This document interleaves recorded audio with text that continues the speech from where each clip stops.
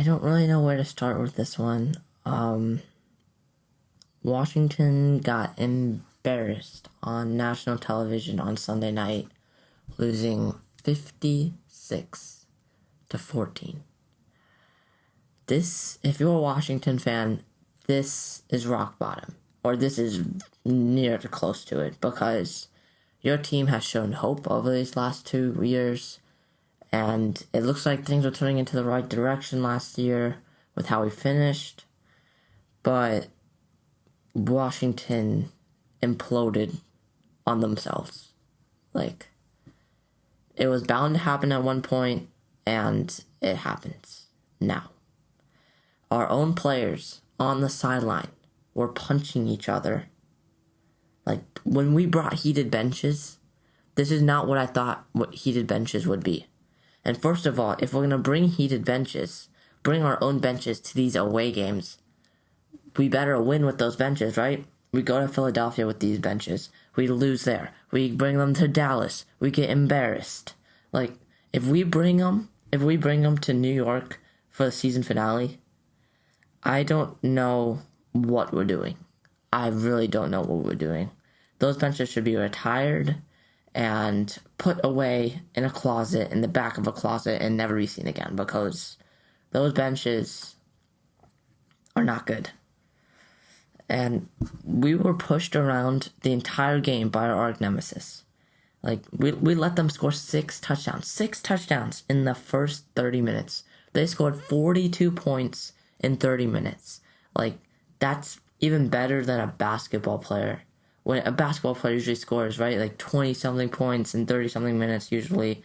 Like, they scored 42 points in 30 minutes. They were averaging over a point a minute. That's unbelievable. That is unbelievable. This is the worst game Washington has had by far in the Ron Rivera era, and I would say ever since I started watching them, this is probably the worst game I've ever watched. And of course, the last time something like this happened was the Monday Night Massacre in 2010, where we let them score 45 in the first half. So this wasn't the worst, but this is near to it. This is really, really bad. Heinicke, he couldn't throw anything accurate the entire game. The offensive line didn't even give him any time. Heinicke looked like he was going to throw up after every play.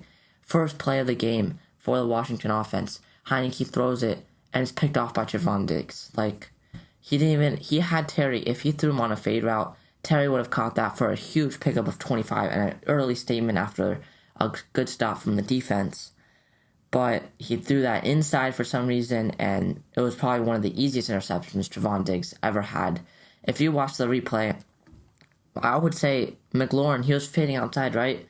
And then he just darts like 5 yards inside towards Trevon, and Trevon didn't even move. He was just walking in a straight line the entire time, or running in a straight line the entire time, and he catches one of the easiest interceptions I've ever seen. Like, that shouldn't be happening. Heinicke is a bottom tier. The legend of Taylor Heinicke is definitely gone after this. I was one of the Taylor Heinicke believers. I still believed in Heinicke, but after this game, 2 interceptions. One of them took in for a touchdown. The other picked by Trevon Diggs. This is the end of Heinicke for sure. I see Heinicke as a backup. He can still do great as a backup, but as a backup, I don't see him being a starter. His ceiling right now is probably 30th ranked or 29th ranked out of all the starters. Maybe even, I would even say he's probably the worst starter right now. He's playing incredibly bad, and he can't even throw an accurate pass 20 yards downfield. His arm strength is probably a 40 in Madden, okay? Like, it's not good.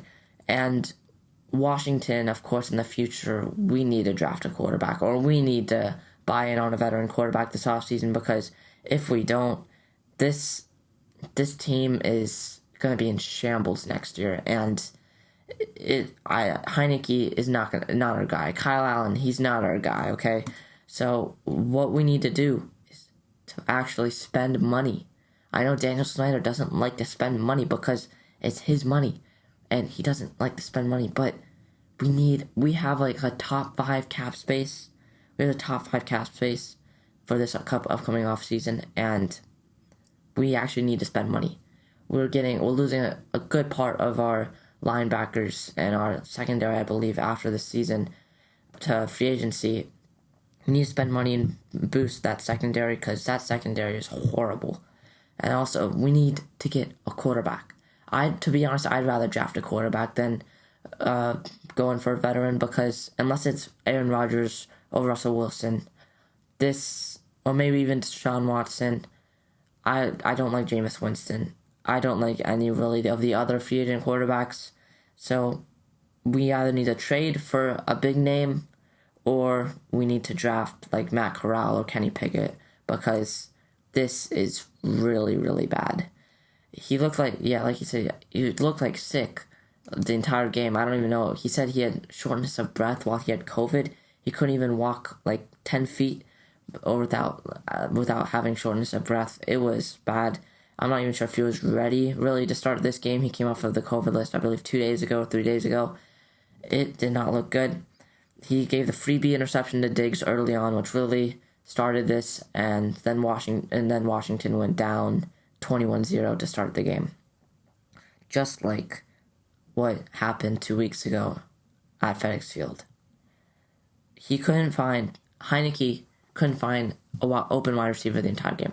McLaurin was open. He beat Diggs a lot of times. Even on the Diggs interception, if Heinicke just threw it as a fade and not like a post, really, that would have been a great play, and that would have been a huge, big chunk play. But he threw it like it was a post, or if it was a go route, which led to the interception. This game also broke the strongest bond that we have on our team, and that is between college roommates and college teammates, Jonathan Allen and Daron Payne. After they went down 14-0, I think, or 21-0, Jonathan Allen, Daron, put his finger in, he poked Jonathan Allen's head or something and was yelling at him, and then Jonathan Allen just got up and swung a punch at him. Luckily, he missed because it was really fast, and it was a strong punch. He really meant that. But that did not work out. Later, of course, in the press conferences, shout out to the Washington PR and stuff, they let both of them be available to the media, and both of them said they've worked it out and they're okay now. But still, in the middle of a game, Ron Rivera said that he didn't see the fight happen, but he heard a little bit about it after the fact. But it's not good. We have our own players punching each other on the sideline. This team needs to change something. And it needs to change something big, because this is just going to continue. This is going to continue for 5-10 years if something big does not happen. If there's no big change, like a change in ownership maybe, or I don't even know. That's really the only thing left. We had our 2 biggest pickups since Josh Norman, really, over the last offseason. And it was, this is really not good. This game really showed that Washington is not a good team. We started the season 2-6, and we started last season 2-5. And we got to remember that Ron Rivera, this is going to be Ron Rivera's 7th losing season in his 10 years of being a head coach, not just at Washington, but in Carolina as well. And it really brings up the question of, are we better now than if we still had Jay Gruden? If we had Jay Gruden as our head coach, I know he had that 0-5 start that one time, and that's how he got fired, but the seasons before that, he had a winning record in some of those seasons. But instead now, Ron Rivera is going to have his 7th losing season and the 5th straight losing season for Washington. You got to remember, we won the division with a 7-9 record last year. Don't know how, but it happened. And we have to go back to the benches. I talked about it earlier, but why are we bringing our own benches? Just to get embarrassed on national television? Yeah, we're 2-0 in prime time so far this season. Bring the benches in after they lost to Philadelphia. Reminder, the Cowboys brought their own benches because our benches don't work. So we had them buy new benches to then take to teams in the stadiums to just get embarrassed and lose by 6 touchdowns. We let them score 56 points. 42 of those came in the first half. Dak Prescott was taken out with like halfway through the third quarter. Elliott was out at halftime. Like, this, wow. Now, for the next few weeks, or next week or so, Washington fans are going to be scared to leave their house because this is a very big embarrassment. A very, very big embarrassment. So, I feel like this is becoming a weekly segment now, but what's next? Playoffs? I don't even really want to talk about the playoffs that much. Right now we have a 3% chance now, according to the New York Times, and yeah, we need a win out, plus a bunch of stuff that happened, which we play Philadelphia next week, where we lost to them last week, so that's probably going to be a loss, and then we finish off against Mike Lennon or Jake Fromm or someone against the Giants to finish off the season. Yeah. Playoffs are not this season for sure. So, without the playoffs, I want to talk about draft pick. Right now, we have the 9th pick in the draft. We need a quarterback. I don't know if we're going to get one during free agency. I don't know if we're going to get one during the draft. But we need a quarterback. Because Taylor Heinicke is not a starter. Kyle Allen's not a starter. Steven Montez, I'm not even sure if he's on our team anymore, but he's not a starter. Okay? So, we have the 9th pick in the draft, a top 10 pick, which can go up to the top 5 if some pieces fall into place. But right now, I'm predicting it's going to be around 8 to 11 is probably where our pick is going to be. And so that is a perfect spot to draft a quarterback. Okay? We're going to have probably any quarterback that we want. Okay? We could draft any quarterback that we want.